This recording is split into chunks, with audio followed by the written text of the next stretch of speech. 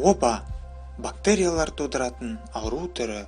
Оба ауруының алғашқы індеті Азия, Африка, Еуропаның Британ аралдарына дейін тарады.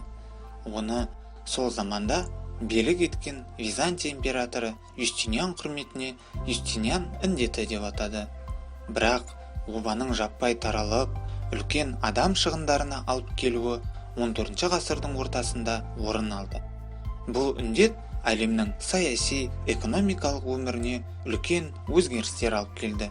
Ешкімде бұл аурудың қайдан шығып, қалай келгенін білмеді. Ауруды емдеудің жолдары болмады.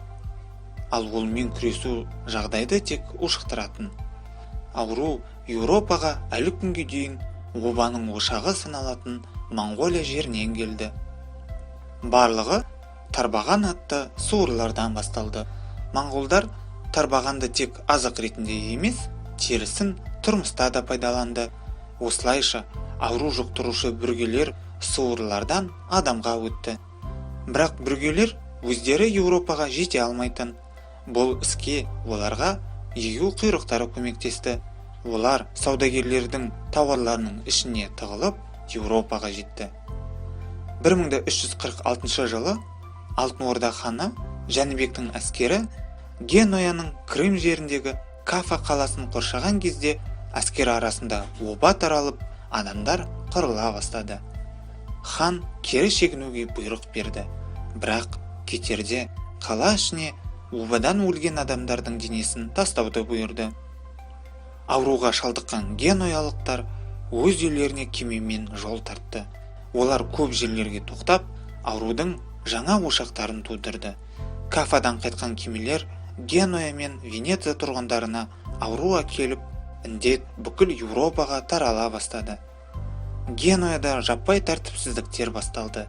Венеция карантин енгізуіне байланысты бұндай жағдайға ұшырамады. Карантин итальян тілінен аударғанда 40 деген мағына береді. Осыншама күн сырттан келген кемелер мен саудагерлер қалаға кіру үшін керек болды. Италиядан ауру Францияға жетті. Сол уақытта Франция мен Англия арасында 100 жылдық соғыс жүріп жатты. Англияға жіберілген соғыс тұтқындары Британ аралдарына обаны алып келді. Еуропада ауруға шалдыққандардың 99% қаза табатын. Медицинаның әлсіз дамуына байланысты дәрігерлер аурумен күресудің жолдарын білмеді.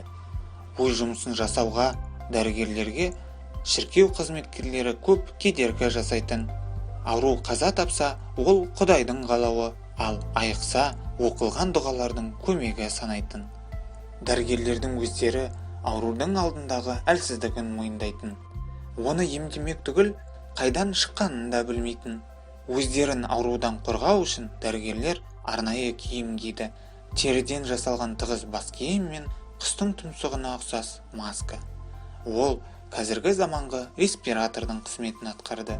Тұмсыққа зиянды ауруды өткізбеу үшін арнайы шөптер салынды. Сонымен қоса обаға шалдыққандарды тексеретін, қозғайтын арнайы таяқ болды. Ал көшеге шығар алдында дәрігерлер обаға қарсы арнайы шарап ішеді. Ешкімде ауруды бүргелер мен егеу құйрықтар алып келгенін білмеді. Барлығы ауруды шығыстан соғатын желдер алып келді деп есептеді. 1350 жылдардың ортасында ауру бәсеңдеп, адамдар көшеге шыға бастады. Еуропа халқының тек жартысы ғана аман қалды. Індет кесірінен адам саны азайып, жұмыс үшін төленетін ақы көтерілді. Көптеген жерлер бос қалып, егін егілмеді. Жер иелері өз жерлерін шаруаларға жалға бере бастады. Еуропа шаруалары басыбайлық құқықтан айырылып, жерді жалға алушыларға айналды. Бұл экономиканың өркендеуіне алып келді. Адамдардың індет кезінде католик шіркеуі еш көмек көрсете алмауы естерінде болды. Шіркеудің билігі әлсірей бастады. Шіркеу өз билігін жоғалтпас үшін қатарларына маскүнемдерді, қылмыскерлерді тарта бастады. Бұл шіркеудің беделіне орны толмас нұқсан келтірді. Әлем өзгерді.